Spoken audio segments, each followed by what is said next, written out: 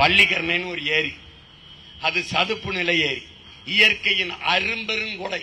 எந்த அப்பாதி அப்ப வந்தாலும் உருவாக்க முடியாது. நல்லா கவனிச்சுக்கப்பா, எவனாலும் உருவாக்க முடியாது.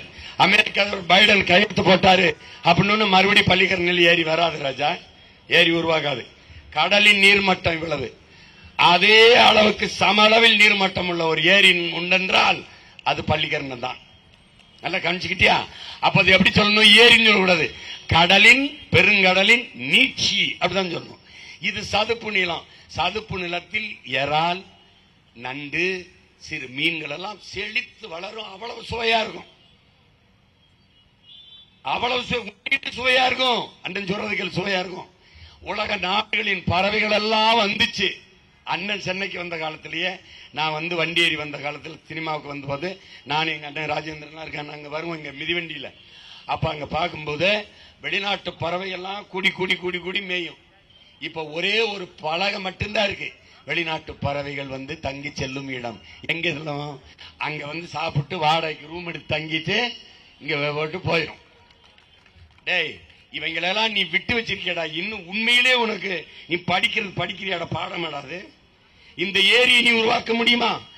உலகத்தில் இயற்கை தந்த அருங்கொடை பள்ளிக்கரணை ஏரி குப்பைமேடாக்கின குப்பைகளடா இவங்களை தூக்கி அதே குப்பையில போட்டு கொளுத்தி விடாம நீ இந்த நாட்டை சரி செய்ய முடியாது. இப்ப நான் இல்ல, கொம்ப வந்தாலும் இந்த பள்ளிக்கரணை ஏரியை சரி செய்ய முடியாது. ஏன்? எந்த நூற்றாண்டு அந்த குப்பையை நான் ஒழிக்கிறது? அப்ப என்ன பண்ணணும்? இருக்கிறத காப்பாற்றணும். அதுக்கு நீ என்ன செய்யணும்? ஏப்ரல் 19 மைக்கில் ஒரு அழுத்தி வாங்கி, இப்ப நான் சொல்லும் போதெல்லாம் உனக்கு கோபம் வருது இல்ல, நான் பேசுறது சரின்னு படுதுல, இதை சரி செய்யணும்னு வெறி வருதுல, போடா ஓட்ட மைக்கில் பார்த்து டக்குன்னு குத்துறா, அவ்வளவுதான்டா, போடுறா. பள்ளிக்கரணை ஏறி இங்க வரும் எத்தனை ஏந்தல். நம்மளுடைய முறையை பாரு.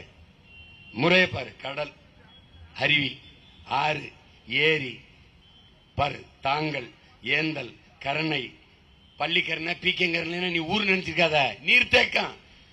வேடந்தாங்கல், பழவந்தாங்கல் என்ன நினைக்கிற? நீர்த்தேக்கம். சென்னையே ஒரு ஏரி நகரமடா. எங்க ஏரி இருக்கு? அது மேலதான் நீ ஏறி போயிட்டு இருக்கா கார்ல. அப்புறம் இங்க பாரு, அவன் தண்ணி ஓடுற இடத்துல நீ வீடை கட்டின, அவன் எங்க ஓடுறது தெரியாம வீட்டுக்குள்ள ஓடுறான். That's all your honour.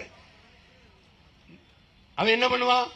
நீ காட்டுக்குள்ள போய் ரெசார்ட் கட்டுறேன், பசார்ட் கட்டுறேன்னு கட்ட, யானை அது வடித்தளத்துல, புலி அது எந்த பக்கம் போகுதுன்னு தெரியாம நீ காட்டுக்குள்ள போன, அவன் நாட்டுக்குள்ள வந்துட்டான். That's all your honour. வேற என்ன? இந்த பைத்தியக்கார பயில்கள்ட்ட நாட்டை கொடுத்துட்டு நீ அல்லாடிக்கிட்டு இருக்க. இந்த பள்ளிக்கரணை ஏரியை நீ என்னைக்கு சரி செய்வ? இப்ப அதுல பூங்கா கட்ட போறீங்களாம். அதுக்குள்ள நான் அவங்களுக்கு சமாதி கட்டணும்னு சுத்திக்கிட்டு தெரியுறேன். வெரி குண்டு. நீ எல்லாம் படித்திருக்கலடா, என் தம்பி தங்கச்சியில. இந்தியாவில் எத்தனை நாட்டு முதலமைச்சர், எத்தனை முதலமைச்சர் ஆண்டிருக்கான்? எத்தனை மாநிலத்தில் எத்தனை பேர் முதலமைச்சர்கள்? எல்லா பேரும் கடற்கரை தான் போய் படுத்திருக்கானாடா. டேய், எல்லா பேரும் கடற்கரையில் தான் பதுக்கப்பட்டிருக்கானா? கப்பலோட்டிய தமிழன் ஒரு பாட்டை இருந்தான் தெரியுமாடா உனக்கு? மாடு இழுக்க திணறும்டா செக்க, இந்த மண்ணின் விடுதலைக்கு அந்த மனுஷன் இழுத்தாண்டா நம்ம பாட்டேன். அவன் எங்கடா புதைக்கப்பட்டிருக்கான் சொல்றா பாப்போம். காமராஜ் எங்கடா? ஜீவானந்தன், சிங்காரவேளை, ரெட்டமலை சீனிவாசன், அயோத்திதாசன், தீரன், சின்னமலை, புலித்தேவன், மருதுபாண்டி, சொல்லு பெரும்பிடுகு, முத்தரையர், பண்டார, வன்னியன், சொல்லு சுந்தரலிங்கம் எங்க இருக்க? ஆடாமுத்துக்குள்ள எங்க பத்தி விட்டுருக்கு? சொல்லுப்பா. எங்க பாட்டி வேலுநாச்சியாருடைய நினைவிடத்தை வந்து பாக்குறியாப்பா? என் ஊர்ல நேத்து அங்க நின்று பேசினப்பா. கோழிக்கூடு பத்திரிக்காப்பா, கோழிக்கூடு. அதை விட கோழிக்கூடு கூட குனிஞ்சு முட்டிக்கால் போட்டு தவந்து போய் தான் எங்க அப்பா சமாதியை பார்க்க முடியும்.